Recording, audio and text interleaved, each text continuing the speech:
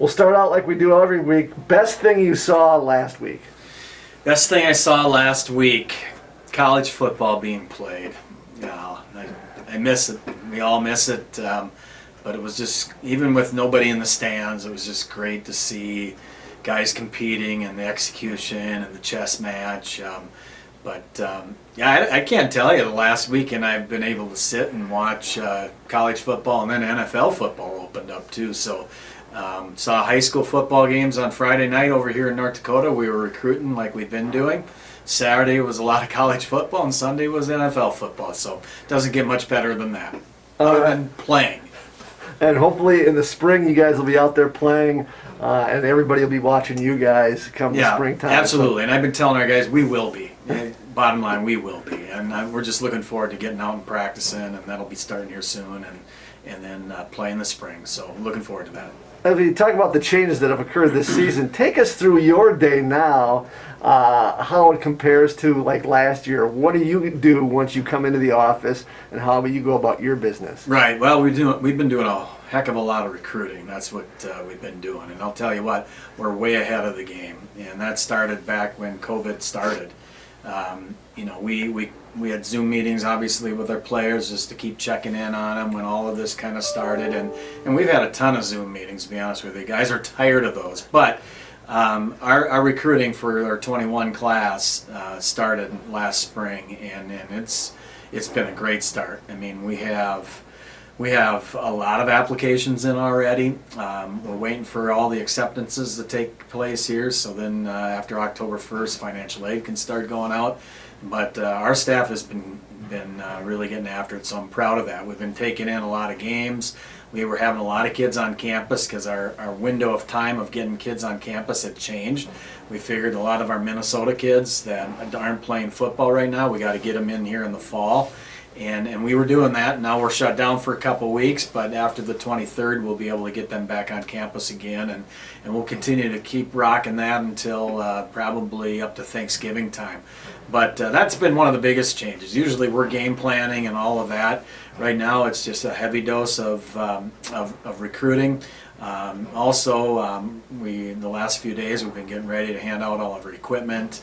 I got a coaching football class that I have that's still going strong, so we're finding enough to do, that's for sure. Now, will you guys look at film at all, or break down anything as far as looking at last year with players or going forward? Yeah, so obviously with in our summer and stuff, that's one thing we do in the summer is we scout ourselves. So that stuff has all been done. But with us and then our new offensive coordinator, having a lot of staff meetings and getting that stuff squared away, and then also our Zoom meetings with our players. We've already had 4 practices, but those 4 practices have all been in the classroom. They've been Zoom virtual meetings so far, so that's part of, you got to count them as your practices.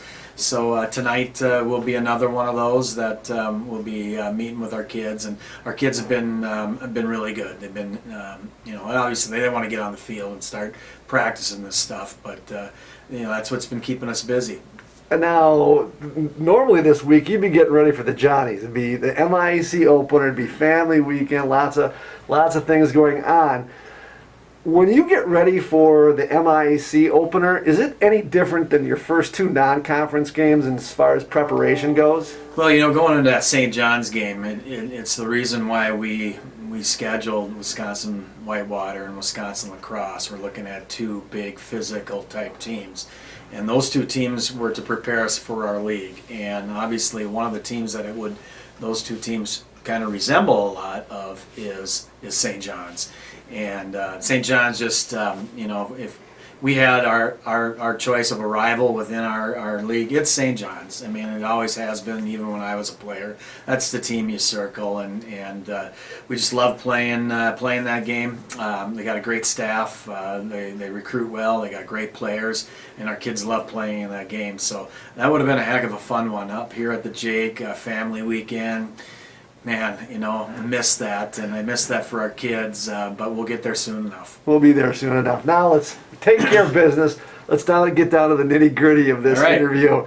Top 4 list for this week. Your top 4 all-time favorite football movies. Football movies. Number 4. Number 4. Football movies. Number 4. Remember the Titans. How about Remember the Titans? Denzel Washington. You gotta love. Left side. Yeah, left side, right. Strong side. You gotta love it. Okay. Okay. Number 3. I'm going with Friday Night Lights, the movie. Billy Bob Thornton. How about that? Okay. Okay. Number 2. Number 2. It's date night because it's going to bring some tears. Brian's song. Oh wow, you're going Brian's song, old school. Chicago Bears, Yeah, Gale Brian Sayers, Piccolo, Brian Gale Piccolo. Sayers. You can't beat that flick. That was great. And Number 1, baby. You know it.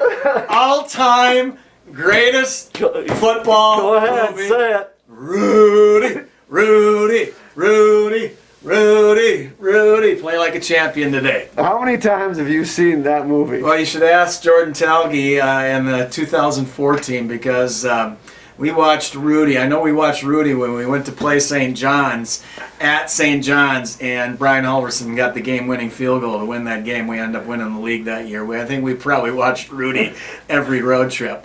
It's funny because I think this day and age, a lot of these guys, they don't really care for Rudy a whole lot. But Rudy's a classic. How do you not care about Rudy in that movie?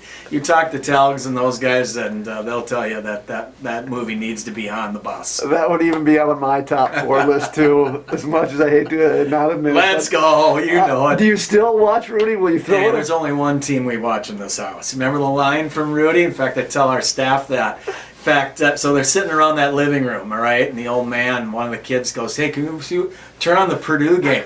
And everyone looked at the dad, and he goes, "There's only one team we watch in this house." So on Saturday, all right, the Irish were playing, and Bakken's a big Florida State fan, okay? And so I texted the whole staff, and I had the trumpets playing. They play it in the art. It's just beautiful rendition of "Here Come the Irish." Well, anyways, I said, there's only one team we watch in this house today. And, of course, I got a lot of banter going back and forth.